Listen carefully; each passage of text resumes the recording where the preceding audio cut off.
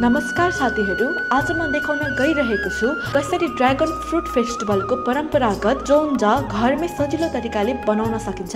सबैभन्दा पहिले स्मोक गरेको मासुलाई लामो लामो तरिकाले काट्छु र त्यसलाई फेरि सानो सानो पिसमा काट्छु र एउटा प्लेटमा राख्छु। त्यसपछि एउटा भाँडामा ब्याम्बोको पातहरू तातो पानीमा पकाउन छोडिदिन्छु।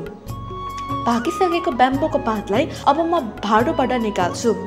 अब म एउटा भाँडोमा सानो सानो टुक्रा काटेको मासुलाई स्टिकी राइस अनि उसिनेको हरियो मटरमा हाल्छु। त्यसपछि अघि तताएको ब्याम्बोको पातलाई कोनको सेपमा बनाउँछु। त्यसभित्र अब म अघि बनाएको फिलिङ एउटा पन्युको मद्दतबाट हालिदिन्छु। त्यसपछि त्यसलाई बन्द गरेर एउटा सेतो धागाले ट्रायङ्गल सेपमा बाँधेर राख्छु। अब म त्यसलाई एक एक गरी तातो कराईमा फ्राई गर्नको लागि छोडिदिन्छु। फ्राई भइसकेपछि त्यसलाई निकाल्छु। साथीहरू, यसरी नै तपाईहरूले पनि घरमै जोन्जा बनाएर खान सक्नुहुन्छ। घरमै बनाउन सक्ने जोन्जा मात्र स्वादको कुरा होइन, यो परिवार, परम्परा र सानो खुसीको अनुभव हो। फेरि भेटौँला अर्को रमाइलो कथासँग।